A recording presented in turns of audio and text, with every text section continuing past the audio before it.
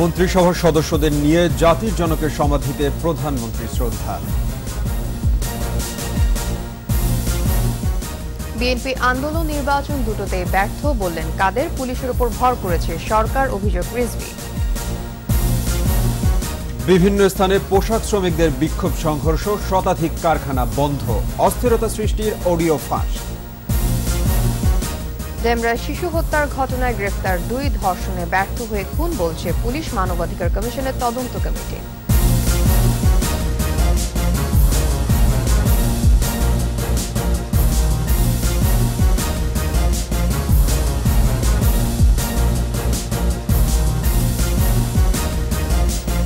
ছিলেন first security ইসলামী bank limited সংবাদ শিরোনাম। আমন্ত্রণ জানাচ্ছি দুপুর 2:21 সংবাদে।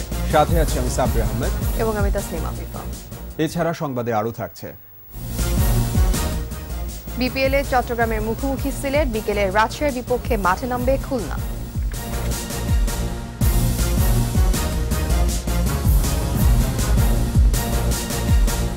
জাতির জনক বঙ্গবন্ধু শেখ মুজিবুর রহমানের সমাধিতে শ্রদ্ধা জানিয়েছেন প্রধানমন্ত্রী শেখ হাসিনা। ফাতেহা পাঠ করে বঙ্গবন্ধুর বিদেহী আত্মার শান্তি কামনার পাশাপাশি দেশ ও জাতির কল্যাণে বিশেষ মোনাজাত করেন তিনি। এ সময় ছোট বোন জাতির জনকের আরেক কন্যা শেখ রেহানা প্রধানমন্ত্রীর সঙ্গে ছিলেন। নতুন মন্ত্রিসভার সদস্যরাও শ্রদ্ধা জানাতে গেছেন টঙ্গীপাড়ায়। আকবর হোসেন সুমনের সহায়তায় মোহাম্মদ নুরুন নবীর রিপোর্ট। প্রধানমন্ত্রী হিসেবে চতুর্থবার আর টানা তৃতীয়বারের মতো সরকার গঠনের পর পিতৃভিটা টঙ্গীপাড়ায় প্রধানমন্ত্রী শেখ হাসিনা। জাতির জনক বঙ্গবন্ধু শেখ মুজিবুর রহমানের সমাধিতে শ্রদ্ধা জানান প্রধানমন্ত্রী। কিছুক্ষণ নীরবে দাঁড়িয়ে থাকেন তিনি। এ সময় বঙ্গবন্ধুর ছোট মেয়ে শেখ রেহানাও তার সঙ্গে ছিলেন।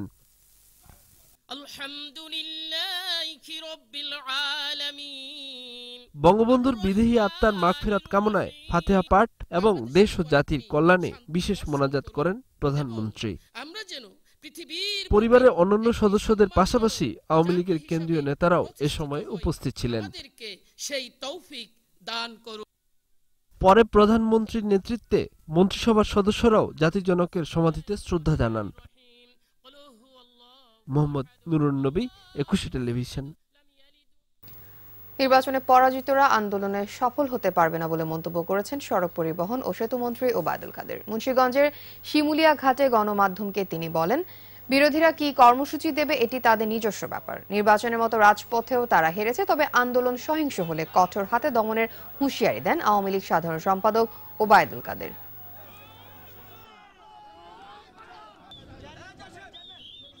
রাজনৈতিক আন্দোলন করতে যায়, রাজনৈতিকভাবে মোকাবিলা করব। তারা যদি সহিংস নাশকতার পথে যায় তাহলে সেটা পরিস্থিতি মোকাবেলার জন্য উদ্ভূত পরিস্থিতিতে যা যা করণীয় তাই করা হবে, জবাব দেওয়া হবে। জনগণকে সঙ্গে নিয়ে সমুচিত জবাব দেওয়া হবে। বিএনপি চেয়ারপারসন বেগম খালেদা জিয়ার প্রয়োজনীয় চিকিৎসা পাওয়ার অধিকার সরকার কেড়ে নিয়েছে বলে অভিযোগ করেছেন দলের সিনিয়র যুগ্ম মহাসচিব রুহুল কবির রিজভী। নয়াপল্টনে দলের কেন্দ্রীয় কার্যালয়ের সংবাদ সম্মেলনে এ অভিযোগ করেন তিনি। রিজভী বলেন, সুচিকিৎসা থেকে খালেদা জিয়াকে বঞ্চিত করার পাশাপাশি নিকট আত্মীয়দেরও তার সাথে দেখা করতে দেওয়া হচ্ছে না। বেগম জিয়ার সঙ্গে প্রতিহিংসামূলক আচরণ করা হচ্ছে বলে অভিযোগ করেন তিনি। সারা দেশে নির্বাচনী সহিংসতা চলছে মন্তব্য করে বিএনপি নেতাকর্মীদের বিরুদ্ধে হামলা মামলা বেড়েছে বলেও অভিযোগ করেন রিজভী।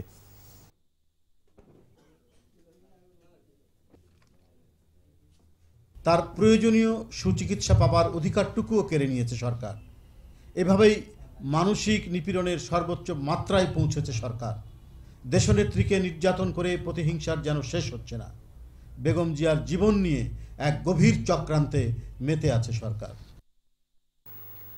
চতুর্থ দিনের মতো সাভার, আশুলিয়া ও গাজীপুরের বেশ কয়েকটি এলাকায় কর্মবিরতি ও বিক্ষোভ করেছে পোশাক কারখানার শ্রমিকরা। ঢাকা ময়মনসিংহ মহাসড়ক অবরোধ করলে শ্রমিকদের ছত্রভঙ্গ করে দেয় পুলিশ। এ সময় 20 জন আহত হন। এসব এলাকার অর্ধশতাধিক কারখানায় ছুটি ঘোষণা করেছে কর্তৃপক্ষ। প্রতিনিধিদের সহায়তায় রিপোর্ট রত্না জামানের। সরকার ঘোষিত ন্যূনতম মজুরি বাস্তবায়ন ও বকেয়া বেতনের দাবিতে চতুর্থ দিনের মতো গাজীপুরের নওজোড় ও গাজীপুরা সহ বেশ কয়েকটি এলাকায় পোশাক কারখানার শ্রমিকরা রাস্তায় নেমে আসে। বিক্ষুব্ধ শ্রমিকরা ঢাকা ময়মনসিংহ মহাসড়ক অবরোধ করে রাখে। পরিস্থিতি নিয়ন্ত্রণে পুলিশ কাঁদানে গ্যাস নিক্ষেপ ও লাঠিচার্জ করে তাদের ছত্রভঙ্গ করে দেয়। এ সময় অন্তত ২০ জন আহত হন। পরে গাজীপুরের বিভিন্ন এলাকার ৫০টি কারখানায় ছুটি ঘোষণা করেছে কর্তৃপক্ষ। শ্রমিক অসন্তোষের জেরে সাভারের কয়েকটি পোশাক কারখানায় সাধারণ ছুটি ঘোষণার খবরে শ্রমিকরা বিক্ষোভ শুরু করে।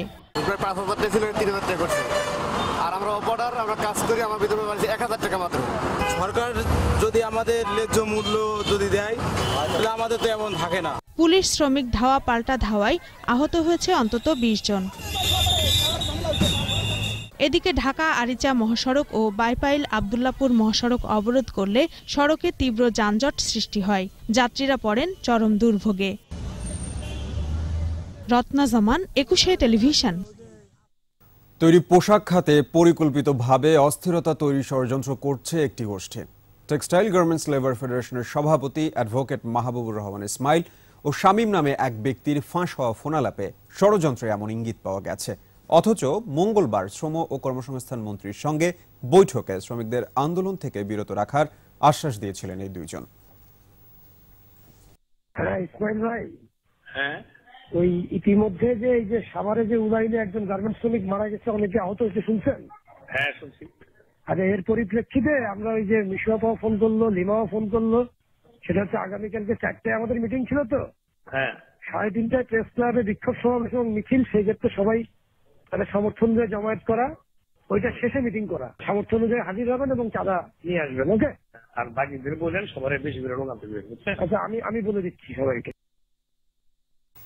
রাজধানীর ডেমরায় শিশু নুসরাত জাহান ও ফারিয়া আক্তার দোলাকে ধর্ষণে ব্যর্থ হয়ে হত্যা করা হয়েছে। এই ঘটনায় গ্রেফতার 2 জন স্বীকারোক্তিমূলক জবানবন্দি দিয়েছে বলে জানিয়েছে পুলিশ। এদিকে 2 শিশু হত্যা তদন্তে কমিটি গঠন করেছে জাতীয় মানবাধিকার কমিশন।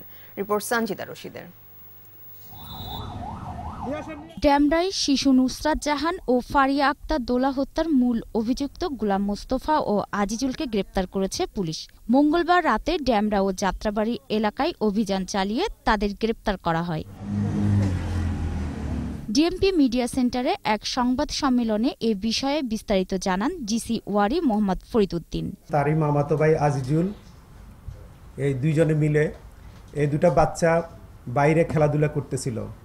ওই সময় বাচ্চাদেরকে লিপস্টিকের প্রলোভন দেখানো হয়। 2 শিশুকে শ্বাসরোধে হত্যা করা হয়েছে এবং তাদের শরীরে আঘাতের চিহ্ন রয়েছে বলেও জানান ফরিদ উদ্দিন। বাচ্চা দুটোকে নিয়ে আসে, যখন রুমের দরজা বন্ধ করে দেয় তখনই বাচ্চারা চিৎকার করতে থাকে। মূলত আমরা তদন্তে যেটা পেয়েছি, তারা দর্শনের উদ্দেশ্যেই বাচ্চা দুটাকে সেই ঘরের মধ্যে নিয়ে যায়। তারা সেখানে ইয়াবা সেবন করে এবং লাউড স্পিকারে ক্যাসেট প্লেয়ার ছাড়িয়ে দেয় যেন বাচ্চাদের সাউন্ড বাইরে না যায়। নুসরাত ও দোলা হত্যায় জড়িতদের আইন অনুযায়ী ব্যবস্থা নেওয়া হবে বলে জানিয়েছেন পুলিশের এই কর্মকর্তা। আসামিদের দৃষ্টান্তমূলক শাস্তির যেন হয়, মামলা তদন্তে যেন ত্রুটি বিচ্ছুতি না থাকে, আমরা সিনিয়র অফিসার এটা প্রত্যক্ষ মনিটরিং করছি। সানজিদা রশিদ, 21 টেলিভিশন, ঢাকা। নিচ্ছি ইসলাম এবং বিরতি। যখন ফিরছি তখন অন্যান্য খবরের সঙ্গে আরো যা থাকছে। বঙ্গবন্ধু হত্যার নেপথ্যের কুশীলবদের খুঁজে বের করতে কমিশন গঠন করা হবে জানালেন আইনমন্ত্রী।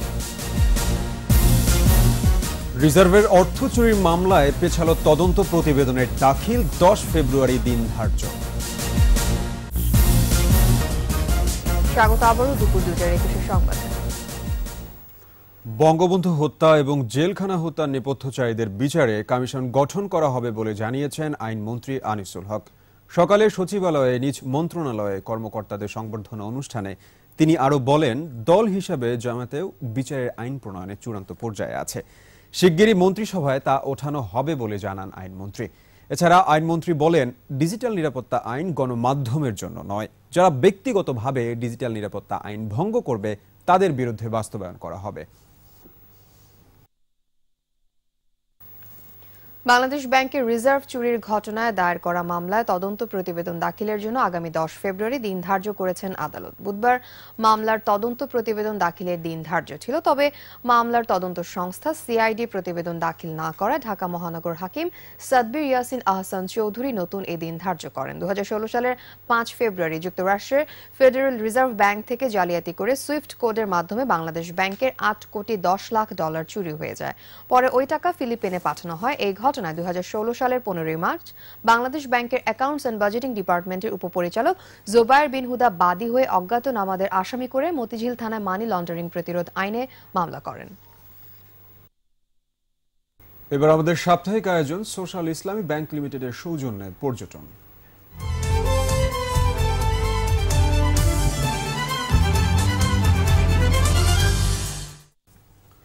দর্শনার্থীদের ভিড়ে মুখর মৌলভীবাজারের সবগুলো পর্যটন স্পট। প্রাকৃতিক সৌন্দর্য উপভোগ করতে দেশের বিভিন্ন অঞ্চল থেকে ছুটে যাচ্ছেন তারা। ঠাঁই নেই হোটেল মোটেলগুলোতেও। নিরাপত্তার পাশাপাশি এসব স্পট রক্ষণাবেক্ষণ ও যাতায়াত সুবিধা নিশ্চিত করতে দর্শনার্থী আরও বাড়বে বলে মনে করছেন সংশ্লিষ্টরা। মৌলভীবাজার প্রতিনিধি বিকুল চক্রবর্তীর সহায়তায় আফসার আনিলার রিপোর্ট। শ্রীমঙ্গল, মাধবপুর, লাউয়াছড়া সহ পর্যটনের বিভিন্ন জায়গা নিয়ে প্রাকৃতিক সৌন্দর্যের লীলাভূমি মৌলভীবাজার। এখানকার চিরসবুজ প্রকৃতিতে দর্শনার্থীরা ভুলে যান নাগরিক জীবনের ক্লান্তি। শ্রীমঙ্গলের চা বাগানে ভিড় করেন পর্যটকরা। এছাড়াও মাধবপুর লেক, লাউয়াছড়া বন, লেবু আর আনারসের বাগান যেন সেজেছে এখন নতুন সাজে। যশোর থেকে এসছি আমরা, ছুটি পেলে মাঝে মধ্যে এখানে আসি। জায়গাটা খুব সুন্দর, এই সবুজের চোখটা জুড়িয়ে যায়। খুব ভালো লাগছে এসে। আর এখানে এসে অনেক ভালো লাগতেছে, কারণ আমাদের চারপাশে এরকম সবুজের সমারোহ। এখানে রয়েছে বিখ্যাত হাওর, বাইক্কা বিল। অতিথি পাখির কলকাকুলি উপভোগ করছেন ভ্রমণ পিপাসুরা। খুবই সুন্দর জায়গা, সময় পেলে চলে আসি এখানে। সব কিছু আবহাওয়া এবং সকল কিছু সুন্দর। বর্ষার সময় এসে গোসল করেছিলাম, ওই ছয়াটা আমার খুব ভালো লাগে। জেলার হোটেল, মোটেল ও রিসোর্টগুলো বেশ গোছানো আর পরিপাটি। পর্যটক আকর্ষণে রয়েছে নানা রকম সুবিধা। বর্তমান যে অবস্থা এটাও ভালো, আশানুরূপ আছে এবং আমরা আমাদের প্রায় হাউসফুলি আমরা অতিথি পেয়েছি। দর্শনার্থীদের সুবিধার্থে যাতায়াত ব্যবস্থার উন্নতি ও নিরাপত্তা নিশ্চিতে কাজ করার কথা জানিয়েছেন স্থানীয় প্রশাসন। প্রাকৃতিক পরিবেশ অক্ষুণ্ণ রেখে যদি রোপওয়ে তৈরি করে দেওয়া যায়, সেখান থেকে দর্শক যারা টুরিস্ট তারা আসবে এবং প্রাকৃতিক পরিবেশের সৌন্দর্য উপভোগ করতে পারবে। প্রকৃতি ধ্বংস না করে পর্যটন সমৃদ্ধ অঞ্চলটির উন্নয়ন অব্যাহত রাখার দাবি মৌলভীবাজারবাসীর। আফসানা নীলা, 21 টেলিভিশন। এ পর্যায়ে আবারও নিচ্ছি ইসলামী ব্যাংক বিরতি। যখন ফিরছি তখন আরও থাকবে। প্রাচীর নির্মাণ নিয়ে যুক্তরাষ্ট্রের রাজনীতিতে বিভক্তি তীব্র। নাছোড়বান্দা ট্রাম্প আজ জাতির উদ্দেশ্যে ভাষণ। ইংলিশ লিগ কাপের সেমি প্রথম লেগে 1-0 গোলে টটেনহ্যামকে হারালো চেলসি।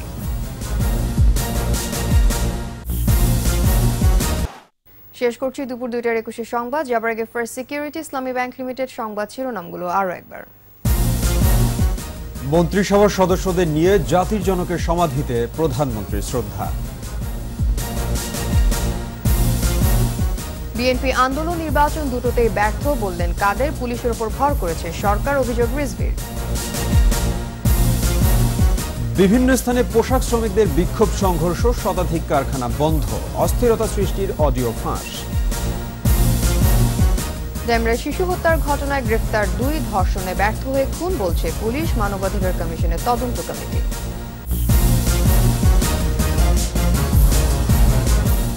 দর্শক, সর্বশেষ খবর জানতে ডায়াল করুন 202 নম্বরে আর ভিজিট করুন 21tv.com ওয়েবসাইটে।